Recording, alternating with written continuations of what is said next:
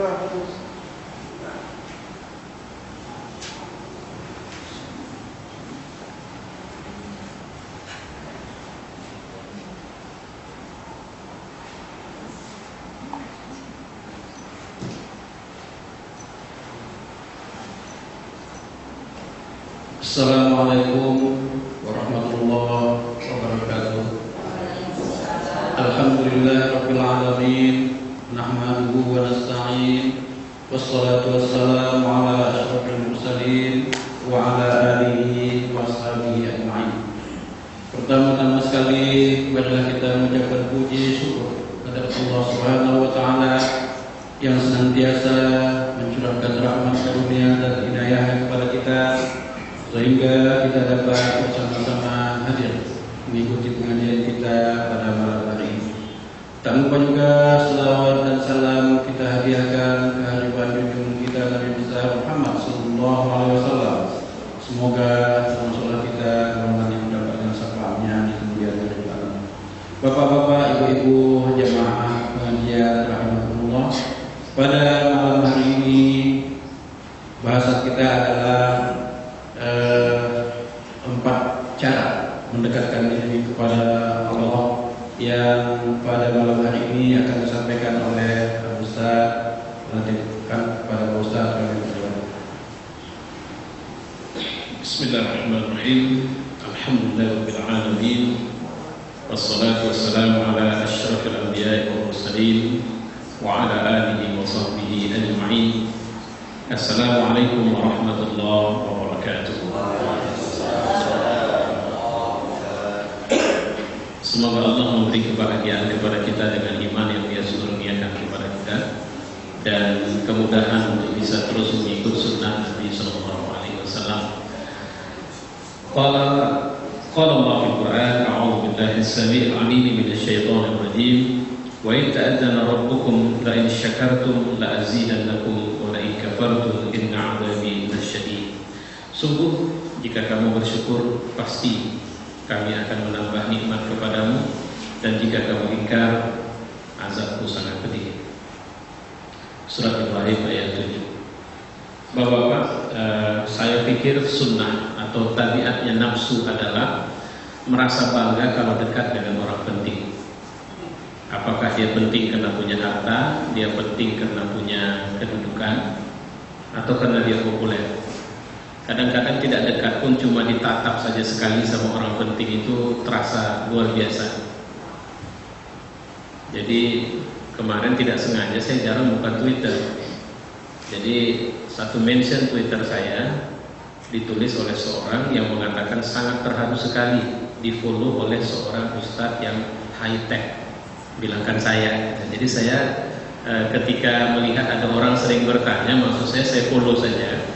Tapi rupanya memfollow dia itu dianggapnya sebagai sesuatu yang sangat luar biasa, karena menurut dia nggak kelas. Dialah saya harus memfollow dia begitu. Artinya itu tabiat nafsu.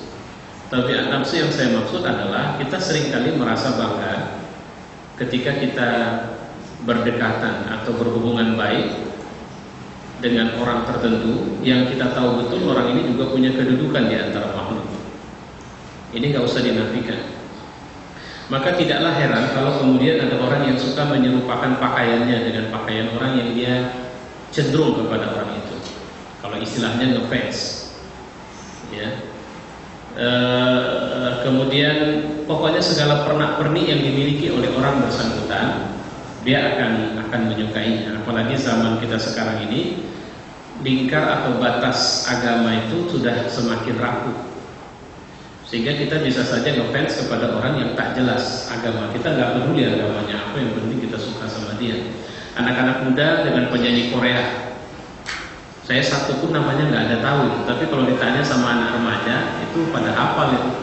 Bintang Korea si anu, penyanyinya si anu, grup musiknya anu, dan sebagainya. Kenapa? Karena batas-batas apa istilahnya ya, yang mensekat selama ini, apakah itu batas teritori dan macam-macam, itu sudah tidak ada lagi. Nah, ada yang lebih menarik sebenarnya, dan ini seharusnya bagi nafsu juga iya. Cuma karena pendekatannya lebih abstrak atau hubungannya jadi lebih abstrak, nafsu kurang tertarik.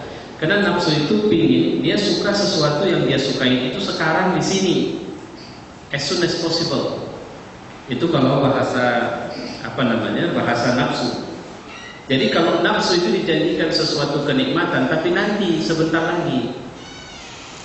Dan ada pilihan A, ini ada makanan. Jangan makan sekarang, nanti 1 jam lagi akan ada makanan yang lebih enak. Nafsu nggak tenang itu. Nafsu berpikir gimana sekarang dia makan yang ini dan nanti dia dapat lagi. Jadi itu karakter daripada nafsu. Ya. Nah, kalau saya bilang ada hubungan baik seseorang dengan pejabat, maka orang itu pasti akan mendapat manfaat dari hubungan baik itu.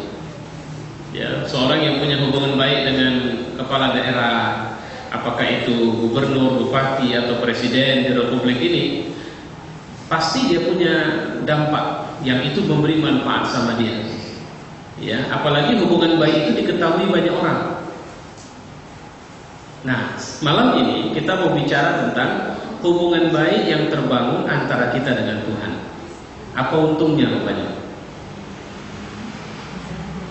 Sebagai makhluk di semesta raya, kita ini amat sangat rapuhnya, tidak ada kekuatan. Makanya kalimat yang diajarkan sama kita, la haula wala quwwata illa billah. La haul, tidak ada satu peristiwa, satu keadaan yang terjadi sama kita, wala quwwata, dan kekuatan yang menimpa yang kita lihat, kita miliki, kita angankan, illa billah, kecuali atas ketetapan atau ketentuan dari Allah Subhanahu wa ta'ala. Kemudian apa yang saya bilang tadi, apa untungnya? Gitu, apa untungnya? Pertama, Allah adalah Tuhan semesta alam. Saya belakangan banyak mengumpulkan file video tentang bumi dan antariksa. Dan Masya Allah, sangat layak kita tidak sombong, sangat layak. Dan sangat tidak mungkin, sangat tolol ada orang, betul itu bahasa hadis itu, betul sekali. Sangat bodoh atau sangat tolol, atau mungkin ada kalimat yang lebih baik lagi dari itu, orang yang menyimpan kesombongan misqala dzarratin min kibir. Itu bodohnya luar biasa itu. Apa itu misqala dzarratin min kibir? Satu zarrah dari sombong. Kenapa? Karena bumi ini saja, semesta ini saja sudah menunjukkan sangat tidak mungkin kita bisa sombong di hadapan Allah Subhanahu wa ta'ala. Mari kita definisikan kepemilikan. Apa sebenarnya yang betul-betul hak milik kita? Tidak ada satupun. Kehidupan ini itu hak pinjam dari Allah. Karunia dalam kehidupan itu hak pinjam dari Allah, hak guna pakai. Dan jangan lupa, saya sering mengatakan, ketika Nabi mengatakan ad-dunya mazra'atul akhirah, dunia itu sawah ladangnya akhirat. Usia kita inilah semacam kapling sawah itu. Sudah? Apa benih untuk bercocok tanam adalah karunia yang Allah kasih sama kita. Apa saja itu karunia? Bisa mata yang sehat, tangan yang jasad yang sehat, bisa harta, bisa rumah besar, bisa mobil banyak, bisa duit yang kita simpan, bisa anak, bisa istri, bisa pokoknya apa saja yang kita mendapatkannya ada perasaan bahagia dan senang, itu karunia dari Allah. Itu benih. Karunia itulah benih dari Allah. Harusnya diapain? Hanya orang tolol saja yang dikasih benih, dia simpan di lumbung dan dia teriak-teriak bahwa aku punya benih unggul. Yang kalau aku tanam itu, kalau kalian panennya 4 bulan, aku setengah minggu atau 1 minggu sudah bisa panen. Tapi dia tidak tanam, dia cuma simpan di lumbung. Maka jangan merasa hebat, punya duit banyak yang cuma tersimpan saja.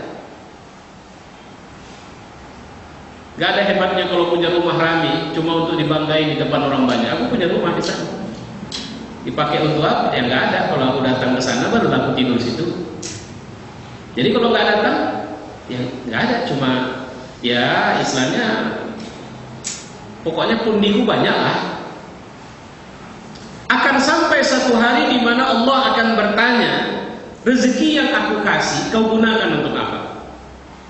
Jangan sampai karunia itu akan berbuah marah Allah, karena karunia itu tidak kita gunakan seperti Allah mau. Makanya seringkali kita diajari untuk kalau minta rezeki, ya Tuhan kasih aku rezeki yang aku bisa bersyukur.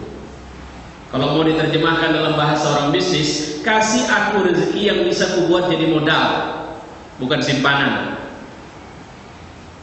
Jadi apa yang dimaksud buat jadi modal? Bahwa semua yang kau kasih samaku, kalau bisa itu bermanfaat untuk akhiratku.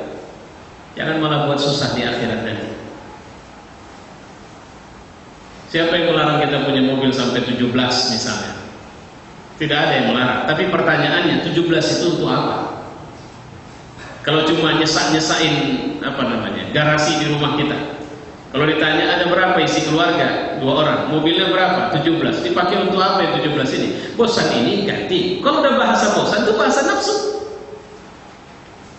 Nah, itu yang harus kita pahami. Sama dengan lebih rendah lagi baju, lebih rendah lagi sendal, lebih rendah lagi ibu tas, lebih rendah lagi pokoknya segala pernak-pernik emas perhiasan. Untuk apa?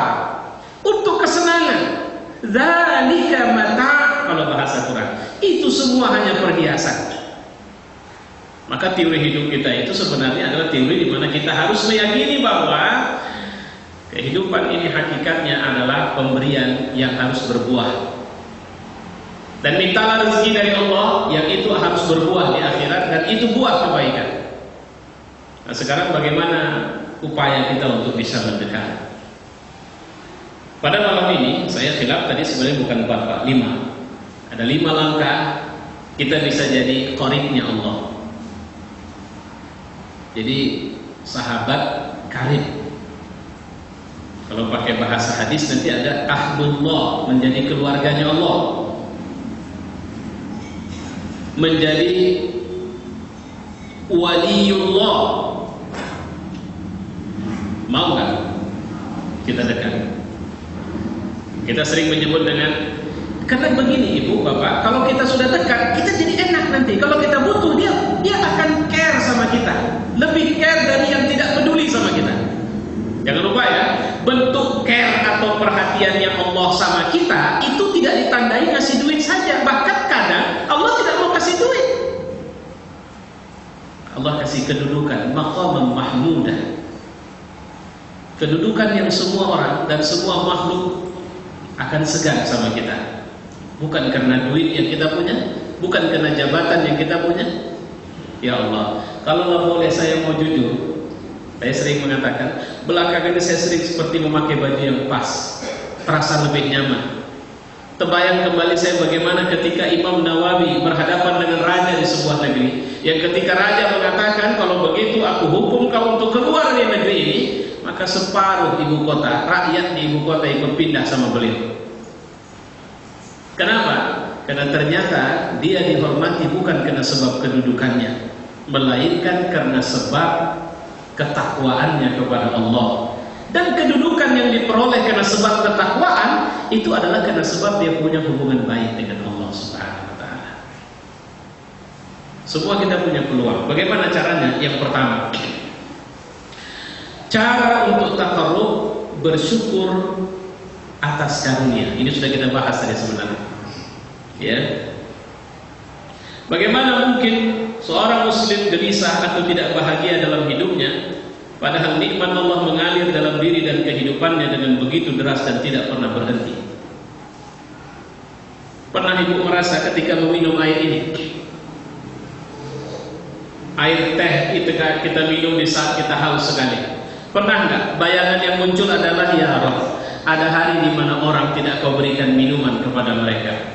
Ada hari di mana ketika mereka sangat haus, mereka tidak kau berikan minuman seperti ini, tapi air yang amat sangat panasnya, yang tidak sampai ke perut mereka, tapi akan menghancurkan tenggorokan mereka, dan mereka tidak hilang hausnya, tapi bertambah haus. Hari ini kau berikan aku minuman, maka jangan kau berikan aku minuman yang lebih buruk dari ini. Itu kalau Allah sudah berikan karunia. taufik kepada kita untuk terus dekat sama Dia. Itulah kenapa seorang mukmin dalam berpakaian prinsipnya bukan mewah, tapi prinsipnya apakah pakaian ini Allah ridho. Karena ketika pakaian ini Allah, kita dengan punya prinsip seperti itu, maka dia akan menjadi pakaian takwa bagi kita. Dan pakaian takwa ini akan mengeluarkan aura haibah. Aura haibah itu artinya rasa segan orang sama kita. Said Hawa, penulis banyak buku pergerakan Islam, saya membaca biografinya. Saya nggak ngerti itu bagaimana cara dia ngatur hidupnya, tapi saya pikir bisa kalau kita mau. Bajunya cuma 2 step. Dia seorang ulama kaliber dunia, cuma punya 2 baju saja. Baju yang hari ini siap pakai, cuci kering, besok ganti yang kedua. Itu saja. Kalau yang satu lusuh dia beli baru. Dia tidak mau banyak baju. Kalau kita, apa kata nafsu? Malulah kalau ditengok orang itu saja baju awal. Bukankah ini tempat? Ini semacam rest area. Dunia ini rest area. Kita yang di Jawa atau yang pernah keluar negeri, kita tahu itu rest area. Kalau jalan tol, rest area itu segala fasilitas ada. Saya pikir kalau mau sekedar ngasuh, makan, refleksi, minum, agak sedikit senang, ada semua di rest area. Ya. Dan bumi ini seperti rest area. Kita nggak perlu di rest area itu ganti baju berulang-ulang. Untuk apa? Paling 1 jam masa ganti baju sekian kali. Dan kebodohanlah ketika kemudian ingin buka kapling di rest area. Udah, aku di sini saja berumah karena aku rasa di sini semua cukup. Nah, itu yang harus kita perhatikan. Jadi seorang mukmin ini menjadi unik. Atau Hasanul Banna, seorang ulama kaliber dunia yang pengaruhnya masih terasa getarannya sampai sekarang. Itu ternyata sampai dia wafat, dia masih tinggal di sebuah rumah kecil yang sangat sederhana. Yang kemewahan rumah itu hanya ditandai dengan banyaknya buku-buku di situ. Selebihnya tidak ada kemewahan berarti. Karena kursi rotannya saja pun terkesan sudah demikian lusuhnya. Itulah ulama-ulama kita. Ya, ulama yang hatinya sangat merindukan akhirat. Ulama yang kemudian melihat rezekinya adalah sesuatu yang sangat layak dia syukuri kepada Allah. Karena dia adalah tangga pertama dari Allah untuk kemudian mentransferkan ilmu kepada umat. Jika tangga pertama ini rusak, maka tidak ada ilmu yang bermanfaat, tidak akan ada ilmu yang berkah yang akan mengalir darinya. Itu yang harus kita pahami. Bagaimana dia akan bisa menyampaikan ilmu yang berkah sementara kecintaannya terhadap dunia begitu tingginya? Tapi pertanyaannya, bisakah seorang ulama hidup dalam kemewahan? Bisa. Tapi hatinya tidak boleh mencintai kemewahan itu. Itu yang harus kita garis bawah. Ya. Ain Al-Qami dalam bukunya La Tahzan mengingatkan, ingatlah setiap nikmat yang Allah anugerahkan kepada Anda, karena dia telah melipat nikmatnya dari ujung rambut hingga ke bawah kedua telapak kaki Anda. Ingatlah itu. Ya. Pesan tersebut patut kita renungkan. Karena dalam Al-Quran Allah menegaskan, wa atakum min kulli ma sa'altumuh wa in ta'uddu ni'matallahi la tuhsuha innal insan lazalumun kafur. Dan jika kamu menghitung nikmat Allah, tidak akan dapat kamu menghitungnya. Sungguh manusia itu sangat zalim. Dan kemudian mereka itu sangat kufur kepada Allah. Ini ada penyakit kita selalu begitu. Makanya salah satu cara bersyukur pertama, ingat bahwa ini milik Allah. Itu saja. Assalamualaikum. Wah, hebat betul rumah Bapak, luar biasa. Saya pun tak tenang. Ini kontraknya ini. Karena saya harus bayar dengan amal soleh. Loh, Bapak kasih kontrak rumah sebesar ini? Iya, dari Allah Subhanahu wa Ta'ala. Atau ini pinjam? Nggak ada yang luar biasa di sini. Coba bayangkan ketika pemilik rumah mewah bermental budaknya Allah Subhanahu wa Ta'ala. Saya bukan bilang bermental budaknya manusia, tapi bermental budaknya Allah Subhanahu wa Ta'ala. Apa yang akan terjadi? Sikap tawadhu, sikap rendah hati, tidak ada sombong, mudah terenyuh dengan orang-orang yang tidak mendapatkan kebaikan dalam hidup mereka. Kenapa? Karena dia sudah merasa semua karunia Allah kasih sama dia, sehingga tidak sulit baginya untuk kemudian mentransfer karunia itu seperti yang Allah mau, atau seperti akhlak dalam tanda petik Allah Subhanahu wa Ta'ala kepada dia. Jadi tidak ada bahagian di mana dia akan menganggap ini kelebihan. Tidak seperti tidak seperti Qarun yang mengatakan, kenapa aku harus mengeluarkan zakat sementara ini usahaku sendiri? Atau seperti Sa'labah, loh, aku yang capek kok aku disuruh motong hartaku untuk orang-orang yang kemudian kerjanya nganggur saja itu. Dan apa yang terjadi pada Qarun dan Sa'labah atas karunia harta? Apa yang terjadi pada seorang Namrud, Fir'aun dan begitu banyak pemimpin-pemimpin dunia yang mereka itu tidak apa namanya? Atau saya contoh paling ringan, ingat kasus yang kemarin sedang ramai, seorang anak gadis yang kuliah di Universitas di Jakarta ya, namanya si Ayu, yang ayahnya jual ginjal, Politeknik Jakarta ya, negeri ya. Nah, ayahnya mau jual ginjal agar anaknya bisa kuliah. Masya Allah, tersentuhlah Menteri Pendidikan, kemudian oke, kita fasilitasi saja. Tapi apa yang terjadi pada perjalanan kuliah, anak ini ternyata tidak mensyukuri nikmat Allah. Nah, ini kalau kita pakai bahasa ini, dia malah tergoda dengan laki-laki yang punya suami dan dia lari ikut kepada laki-laki itu. Apa yang kemudian terjadi? Allah cabut nikmat itu. Pemerintah mencabut beasiswa dari dia, dan kampus juga menghinakan dia dan menganggap sebagai anak kurang ajar atau anak durhaka. Tapi kalau ayah, tetap ayah, pulanglah nak, mau menikah kau sama dia terserah, asal kau pulang. Tapi kalau bicara syukur, anak ini tidak tahu bersyukur kepada Allah. Nah, itu contoh ya, hati-hati. Contoh-contoh seperti itu bisa terjadi di tengah kita terus-menerus, yang kita tidak sadar.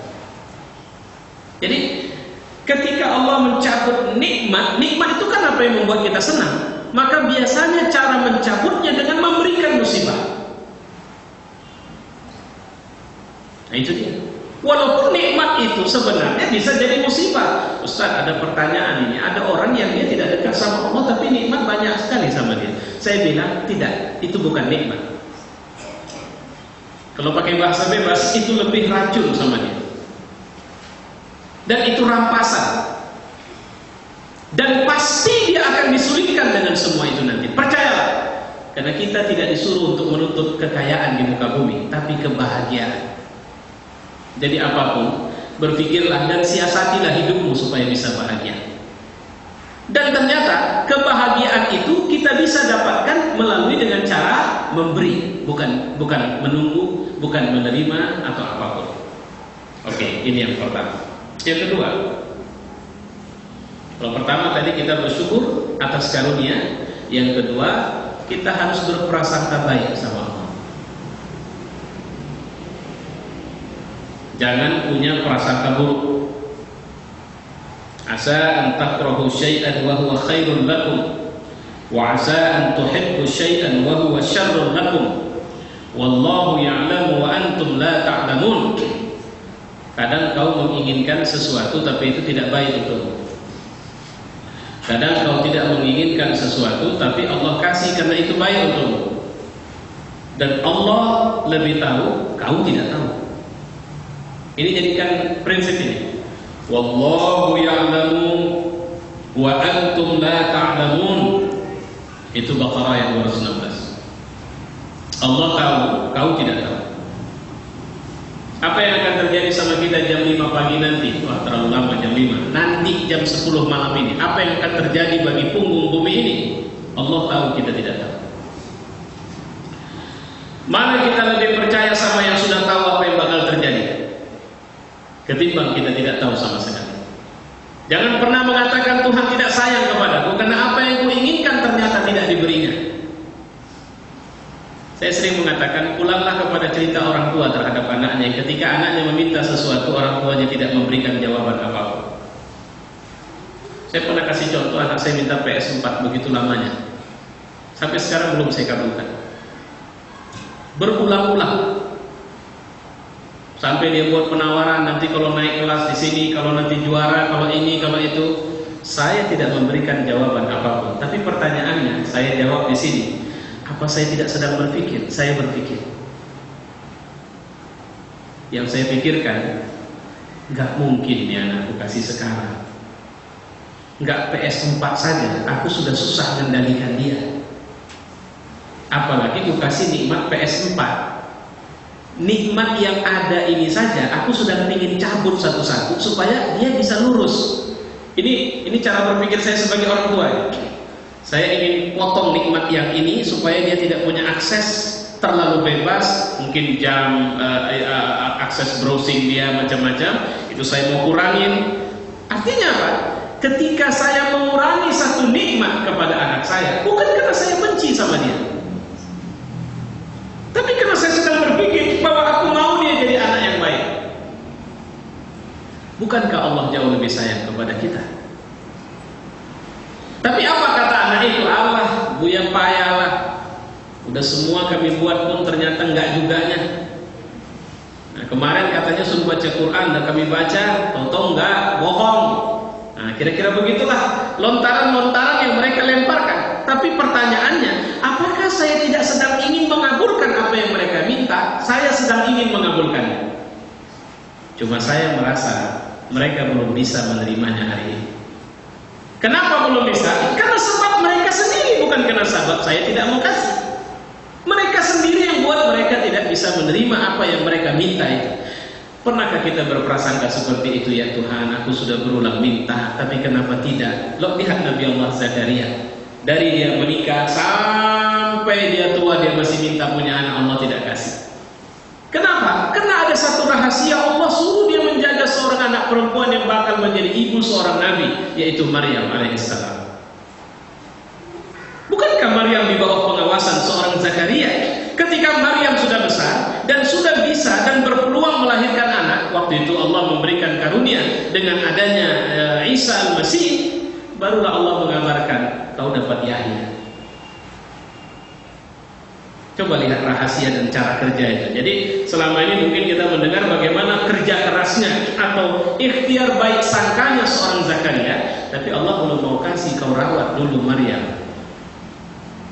Begitu Maryam kedengaran mau melahirkan, Zakaria nanya apa ceritanya. Ketika dia lihat Maryam ada begitu banyak makanan di mihrabnya, ini dari mana? Dari Allah Subhanahu wa taala. Zakaria tidak melihat ada celah. Rindunya ingin punya anak semakin meninggi. Tapi rupanya Allah memberikan seorang anak yang usianya tidak jauh beda dengan Nabi Isa al-Masih, supaya menjadi teman sesama Nabi mereka. Jadi kelas kebahagiaan yang dikasih Allah, jangan pernah buruk sangka sama Allah. Teruslah berbaik sangka, karena Allah tidak pernah merencanakan keburukan sama kita dalam hidup kita. Itu yang harus kita perhatikan. Jadi jauh di buruk sangka, karena sebagian dari buruk sangka itu adalah dusta-dusta pembicaraan. Ibrahim al-Fiqih dalam Quwwat at-Tafkir mengatakan buruk sangka itu candu. Berpikir negatif adalah penyakit yang sangat berbahaya. Ia seperti candu, seperti narkoba dan minuman keras. Ibrahim al-Fiqih ini seorang motivator dari Kanada. Dia sudah wafat, banyak bukunya sudah diterjemahkan dalam bahasa Indonesia dan bagus-bagus. Kalau nanti yang sedang baca boleh merujuk ke buku-buku beliau. Ya, dia kalau saya tidak khilaf orang Mesir yang separuh usianya sebenarnya bukan seorang agamais, tidak religius dia. Tapi setelah pindah ke, kalau nggak silap saya, Kanada, baru dia menjadi seorang religius dan menulis buku-buku motivasi Islam. Ya, nah salah satunya dia bilang apa? Berpikir negatif itu candu. Dan berpikir negatif sering dijadikan sistem pertahanan diri sama orang banyak. Jadi pola hidup dengan berpikir defensif itu tidak baik. Kita harus punya pola berpikir yang progresif dalam hidup. Kita tidak boleh menuduh diri kita. Yang sering saya coba tanya sama orang, yakin bisa mengkhatam Quran satu hari 3 juz? Hari ini saya yakin. Satu hari orang bisa punya waktu membaca Quran 3 juz. Jadi kalau satu hari 3 juz, berapa hari tambah? 10. Sementara kata Nabi, yang tidak betul baca Qurannya kalau satu hari lebih dari 10 juz, itu baru nggak betul itu baca. Karena secepat-cepat orang bisa mengkhatam Quran itu harus dalam 3 hari sekali. Dan selama-lama hak Quran dibaca sebulan sekali khatam. Jadi logika itu, saya mohon maaf, saya sedang ibarat orang sedang apa nih, sedang kemarau gitu. Jadi saya sedang baru ikut One Day One Juice ini. Jadi saya ikut itu. Yang saya tekankan sama diri saya hanya bagaimana saya sudah selesai membaca Quran sebelum azan subuh 1 juz. Itu yang saya tekankan sama diri saya. Alhamdulillah dari sekian lama saya mengikutinya, ada 1-2 kali saya tidak berhasil. Tapi tuntas saya nanti jam 6:30. Tapi lebih banyak berhasil. Setelah begitu saya baru bisa meyakini bahwa kalau demikian ini orang bisa menghatam 3 juz sehari minimal. Karena range waktu untuk bisa membaca 1 juz itu dari 30 sampai 45 menit bagi orang yang sudah mahir membaca. Tidak banyak waktu. Dan ada yang luar biasa dari pengalaman yang saya dapatkan. Sederhananya apa? Membaca sebelum subuh itu ternyata jauh lebih mudah. Tidak ada hambatan. Karena belum ada ini, nafsu ini belum kerja ya. Ya, belum ada janji yang harus dipenuhi apa semua, ini masih plong ini. Dan ternyata jauh lebih cepat. Pengalaman saya, lebih sering saya terperangah karena tiba-tiba saya sudah melihat saya sudah harus beralih juz. Padahal saya duga saya masih harus 3 atau 2 lembar lagi. Ternyata sudah berhenti, udah 1 juz. Tapi semua itu dimulai dari prasangka positif. Saya selalu mengatakan, jangan pernah tuduh dirimu dan jangan pernah tuduh Tuhan. Karena kekuatan yang bisa membuat kita sukses dan bahagia dalam hidup adalah Tuhan dan diri kita sendiri, bukan orang lain. Seorang anak tidak akan bisa berjalan kalau dia tidak punya kekuatan prasangka bahwa dia bisa dan keberanian untuk terus mencoba. Ya, ini yang kedua. Yang ketiga, sabar dalam ikhtiar.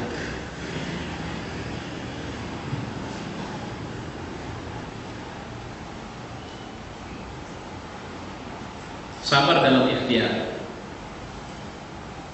Sabar itu apa? Sabar itu fahamnya kita kepada tujuan dan kita fokus pada tujuan. Apapun rintangan kita tidak peduli lagi.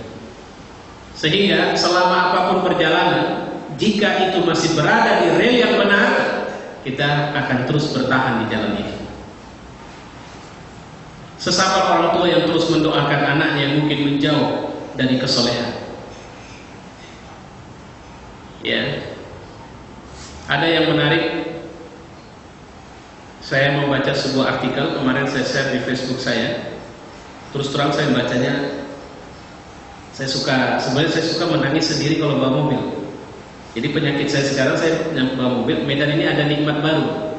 Sering banyak macet, jadi saya buka. Ada kan kalau kita punya handphone sekarang alhamdulillah sudah cukup canggih. Jadi ada artikel yang bisa kita simpan dan kita bisa baca dalam bentuk buku. Nah itu saya baca tentang seorang anak gadis SMA perempuan yang dirajia tas. Kenapa razia tas? Karena sekarang banyak anak perempuan merangkap jadi pelacur. Jadi guru-guru merazia lipstik, merazia pokoknya segala kosmetik atau mungkin juga alat kontrasepsi ditemukan. Tapi anak yang satu ini tidak izin. Sekuat apapun ditarik tasnya dia tidak kasih. Dia genggam erat-erat tasnya itu. Sampai semua isi kelas curiga. Dan dia menangis sekuat terseduh-seduh sampai kepala sekolah dipanggil dan membujuk dia, "Marilah tasmu, biar kami tahu." "Enggak, saya nanti malu. Kalian nanti mempermalukan saya." "Enggak, udah. Oh, kami jamin apapun isi tasmu, kami tidak akan mempermalukan." Cukup lama untuk meyakinkan dia, baru akhirnya dia yakin. Maka dibukalah tas itu dan terperangahlah semuanya setelah dikeluarkan isinya. Apa kira-kira isinya? Isinya adalah sisa-sisa makanan kantin dari anak sekolah yang dia masukkan dalam bungkusan-bungkusan yang kemudian dia simpan di tasnya. Dan kepala sekolah bertanya, "Ini apa?" Jawabannya, "Ini makanan kawan-kawan yang gak habis. Sebahagian saya makan dan sebahagian saya bawa pulang untuk adik-adik saya." Luar biasa. Saya cuma ceritakan dari sekelumit ini. Jangan berprasangka walau 99% kita meyakini orang itu salah, bukan tidak mungkin dia tidak dalam kesalahan. Republik ini sedang hidup di dunia prasangka ya. Semua kita vonis habis sekarang. Pak, saya terus terang saya sangat prihatin Pak Surya Dharma Ali terkait. Saya tidak mau bilang, tadi saya sambil jalan sambil ngobrol sama istri saya. Kalau memang betul ini sistem yang sudah korup, bukan manusianya. Karena siapapun ada di situ, dia pasti akan terlibat dalam korupsi itu. Ini sistemnya yang memang sudah lama seperti ini. Jadi korupsi di Republik ini harus kita pelajari. Dia ini pelopor korupsinya, atau dia harus berada di sebuah mesin kerja yang mesin itu memang mau tidak mau harus membuat dia korupsi. Makanya saya tidak tahu skala prioritas apa yang dilakukan. Mohon maaf saya agak sedikit emosional jadinya KPK terhadap kasus korupsi di Republik kita ini. KPK itu kan komisi, itu ad hoc. Dia tidak boleh menjadi gurita besar yang kemudian seakan-akan tidak ada lembaga formal yang konstitusional yang bekerja dan punya kewenangan kompetensi yang lebih pas ke situ, itu kejaksaan. Harusnya kejaksaannya dibenahi oleh pemerintah dengan sebuah tim ad hoc lagi kalau memang mau. Tapi kelihatannya kita belum jelas punya visi apa. Dan akhirnya kita semua terlibat prasangka. Bagaimana seorang Zuhairi Misrawi, seorang aktivis jil itu sampai bilang apa? Ya ternyata semuanya sama. Itulah yang mau mereka keluarkan kalimatnya. Ini sekarang mau berlobby tidak berlobby memang sama, kurang ajar. Jadi nggak usah sok jadi aktivis lah. Nah kira-kira begitu. Nggak usah bawa nama Islam lah. Jadi pada saat seperti ini kita akan lebih sering mendengarkan keluhan atau teriakan menyakitkan dari orang-orang munafik. Kalau orang kafir sudahlah, itu memang musuh Allah. Ya.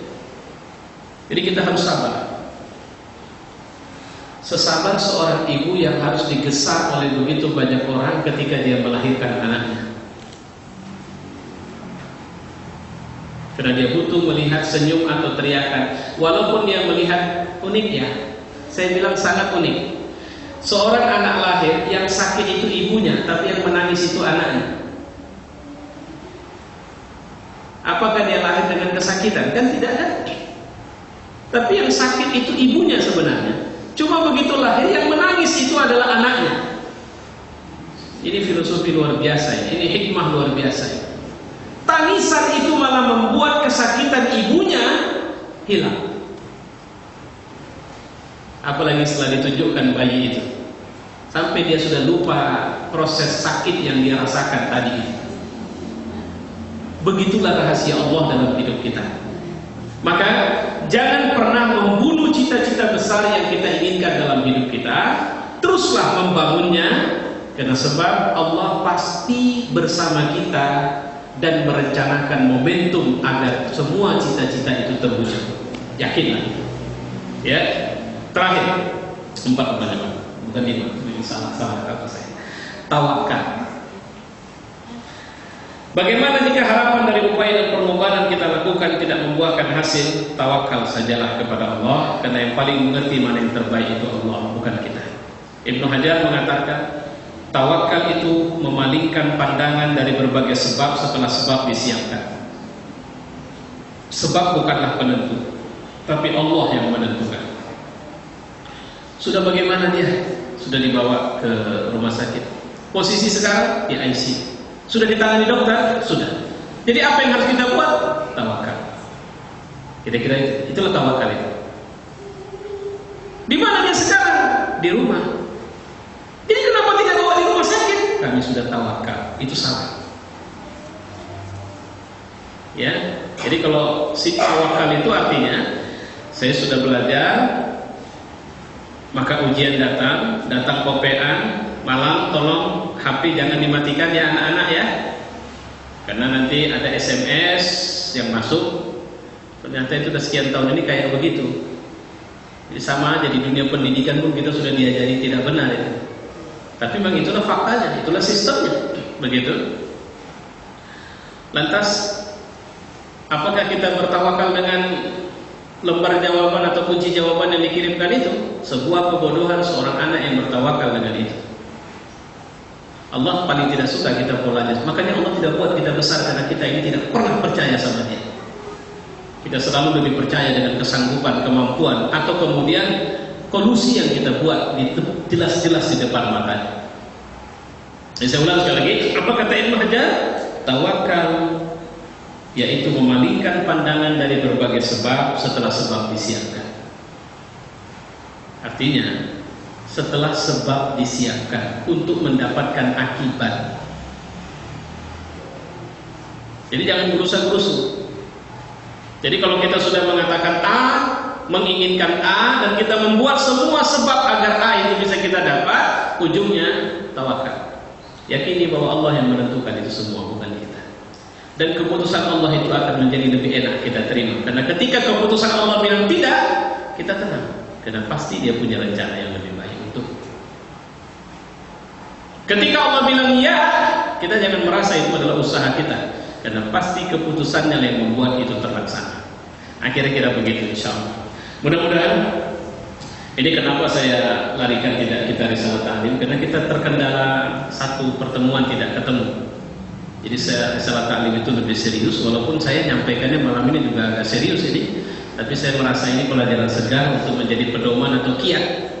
Jangan pernah khawatir, Allah masih cukup dekat dan masih sangat dekat, bahkan lebih dekat dari urat saraf atau urat leher kita. Kalau saya menerjemahkan urat leher kita, lebih dekat dari kehidupan kita sendiri, karena Dia yang menggenggam hidup kita itu. Wallahu a'lam bishawab. Assalamualaikum warahmatullahi wabarakatuh. Silakan kalau ada pertanyaan, masukan. Silakan. Waalaikumsalam.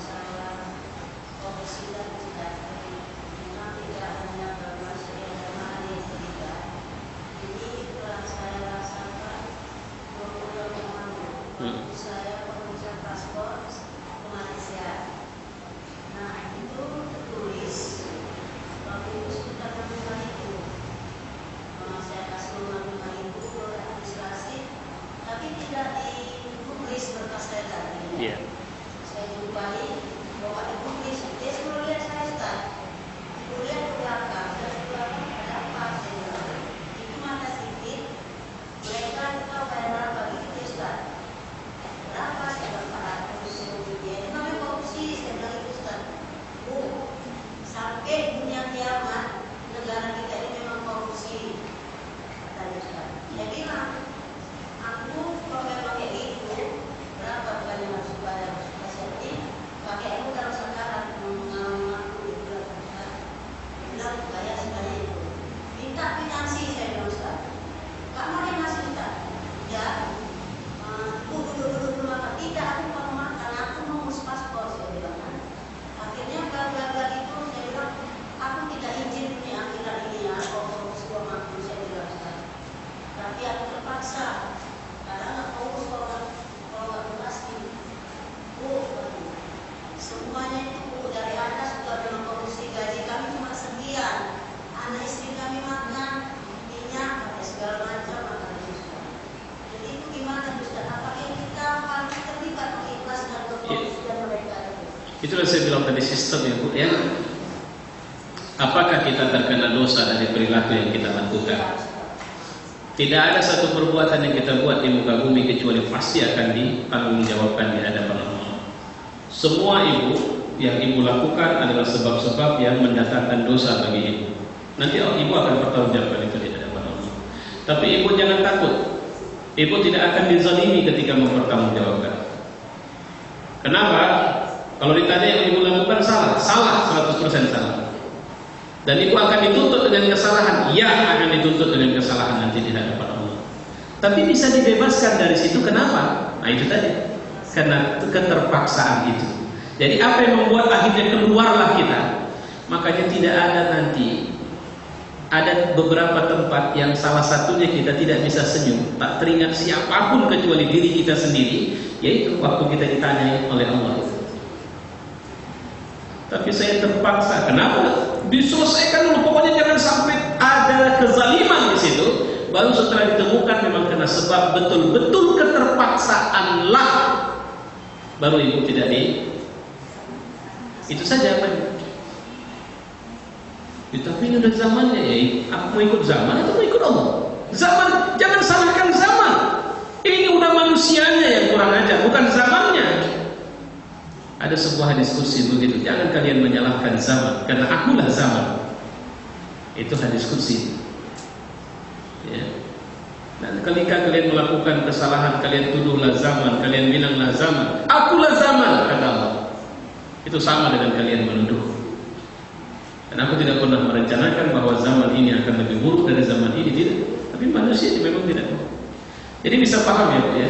Saya nggak bisa bilang, oh nggak apa-apa, ibu aman. Nggak mau gitu saya bilang. Saya mau bilang bahwa ibu sampai agak udah mulai kayak mau dicabut nyawa, udah putih semua, baru Allah kira-kira begitulah, baru dibilang, oh kalau gitu tidak ada alasan Anda melaksanakan ini kecuali karena terpaksa. Dan keterpaksaan ini memang dalam rangka berobat apa semua, kan begitu? Oke, kalau begitu aku tidak hukum dengan kesalahan ini. Siapa yang dihukum? Pelaku yang memang menjadi mesin. Saya jadi teringat juga itu, banyak kalau di pemerintahan birokrasi itu banyak begitu. Jadi kuncinya sederhana, punya duit, punya kenalan. Ya, punya kenalan, amanlah. Jadi muka kita harus muka terkenal. Kalau muka tidak terkenal, lama-lama menunggu. Ya, oke, baik. Ada lagi?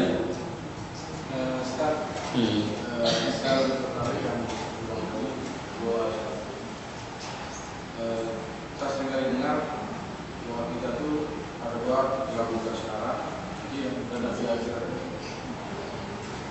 Saya pikir itu adalah spirit, karena ternyata doa yang kita minta kepada Allah itu lebih cepat dikabulkan, lebih cepat lagi jin yang bawa atau jin yang bawa sehingga sangat bagus ke istana Malaysia. Lebih cepat ya, bahkan lebih cepat dari segala. Jadi persoalannya mindset kita Ustaz. Kenapa tidak dikasih? Karena dari juga Ustaz, kita bersikap buruk kepada Allah. Itu problem besarnya di situ.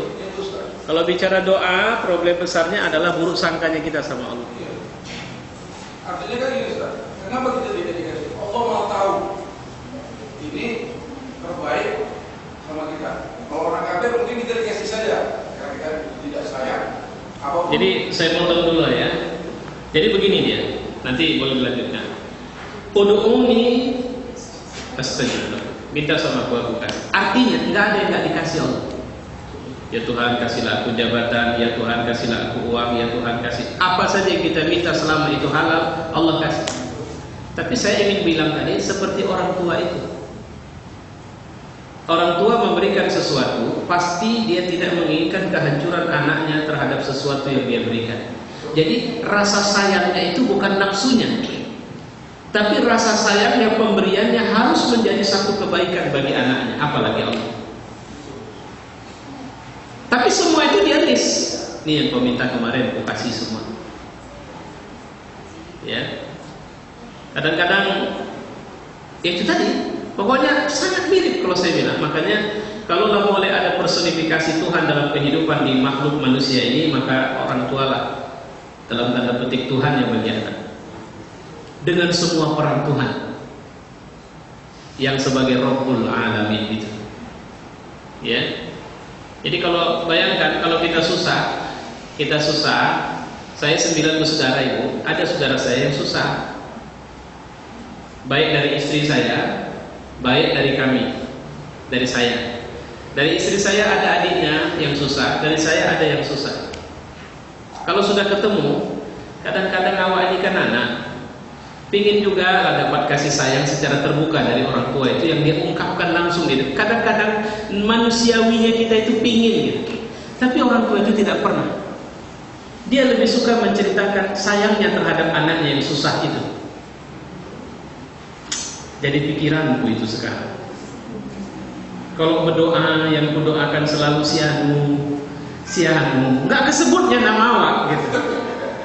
Sampai apa tidak pernah mak doakan kami rupanya. Ya kalau kau kan tidak ada lagi yang masalah di kau. Paling ku doakanlah kebaikan samamu. Tapi kalau siang itu, disitulah saya berpikir, pastilah Allah sangat care perhatian sama hamba-hambanya yang menjauh itu. Makanya dipanggilnya terus bertobat. Ayo sinilah, minta ampunlah sini. Malam khusus dia turun ke langit dunia. Itulah kalau kita menatap dengan baik sangka kepada Allah. Oke, untuk lanjut ya. Saya teringat waktu beberapa tahun lalu ceramah Ramadan di Ajikan surah Al-Imran itu Ustaz. Allah memanggil kita untuk dekat kepadanya secara upaya. Tapi musibah itu begitu juga Ustaz.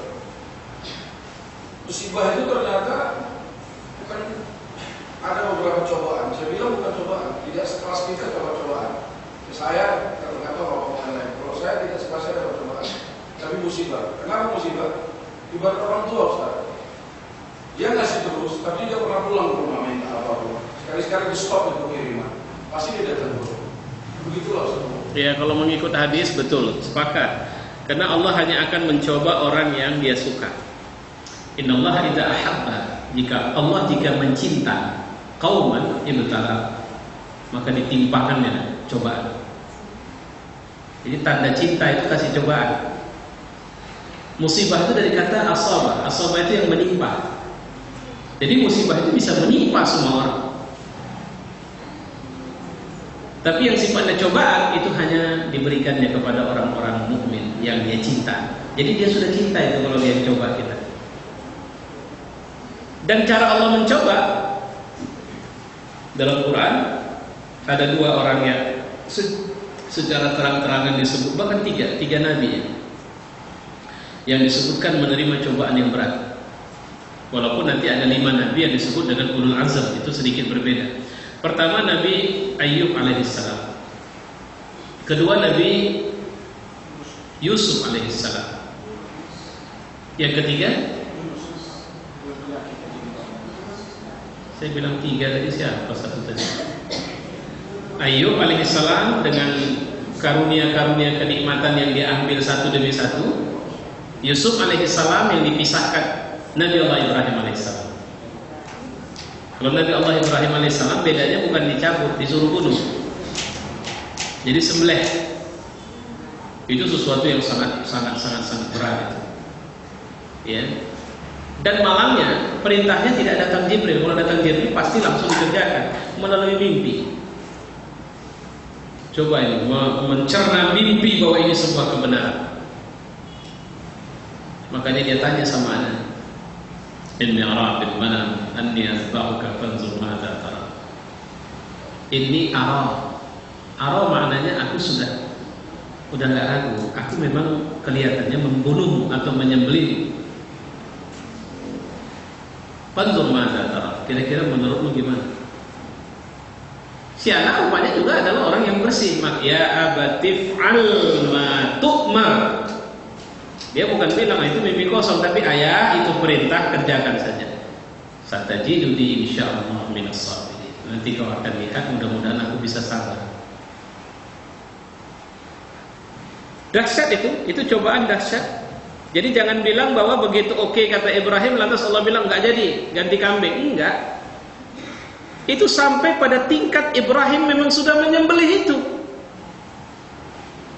Apa yang terjadi di situ Ibrahim tidak tahu sama sekali, tapi begitu dia membuka matanya, dia tidak melihat Ismail ada di situ. Yang dia lihat seekor kambing yang dia sembelih. Barulah Jibril mengasih tahu, Allah sebenarnya tengah mengujimu dan memintamu untuk menjadi kemenanganmu pada ujian ini sebagai hari raya untukmu. Maka kenapa kurban harus dipilih dari yang terbaik? Jangan asal keluar. Mudah-mudahan Allah kasih kita rezeki kurban pakai kambing utawa ya Pak ya. Berapa harga satu kambing utawa? 3 juta. 3 juta ya saya pikir. Kalau utawa 3 juta udah utawa saja lah. Nah, kira-kira begitu. Yang terbaik, bukan kambing yang tegak aja udah susah. Nah, kalau jadi teringat kurban, teringat apa? Rezeki tahunan dari panitia kurban kita di sini kan. Di sini lembu-lembu kita juga alhamdulillah bagus ya. Jadi kita pilih yang terbaik. Kenapa? Karena memang Allah sedang mencintai kita. Dan bukti cinta kita memberi pula yang terbaik kepada Allah Subhanahu wa taala. Saya pikir itu respon saya terhadap pernyataan. Cukup? Gimana? Ada ibu-ibu? Oke.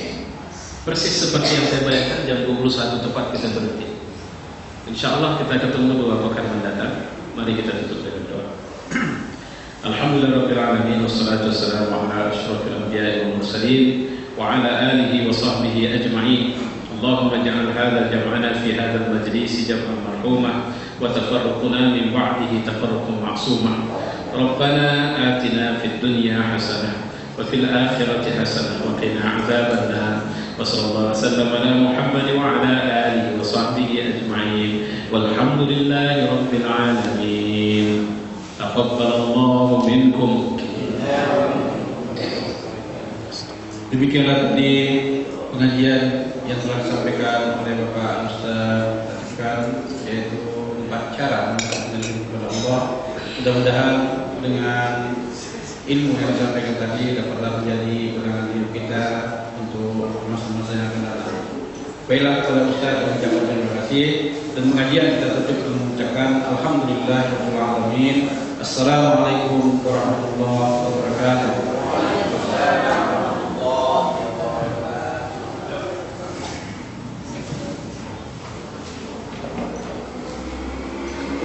Saya sudah baca Pak, insya Allah nggak ada masalah. Cuma saya pikir perlu ketemu tim ya. Sudah saya baca. Saya kira bagus topiknya, nggak ada perubahan. Paling cuma itu tadi, itu 2 hari. Apakah dibuat malam tidak menginap mereka? Karena saya tengok tidak ada acara malam. Oke, kalau begitu nggak apa-apa. Cuma nanti kan bisa berkembang kalau kita mau buat kan gitu Pak ya. Ya, itu tanggal memang sudah fix. Bisa juga. Karena kan dari Sabtu Minggu. Sabtu Minggu ya, maksud saya tanggal sudah fix. Kalau sudah fix, maksud saya ketemu tim dulu. Kan itu saya tengok di narasumber ada 3 ya. Iya, 3 pengajar. Jadi maksud saya ketemu tim. Nanti setelah ketemu, saya confirm. Mungkin pekan pertamanya tidak dimulai 31 Pak Mei. Mungkin mundur 1 pekan kemudian, supaya saya sosialisasikan ke mereka. Nanti setelah oke, baru ketemu panitia. Insya Allah kita bisa eksekusi mulai kapan. Saya kira gitu Pak, insya Allah. Email dari Bapak ya? Enggak, nama emailnya bukan nama Pak Majid antara. Oh, email dari Pak ya? Nah iya, maksudnya itu. Saya mau koreksi, nggak ada yang saya koreksi, nggak ada masalah. Paling nanti kan memang betul 1 hari kedua itu praktek. Ya, maksudnya. Praktek.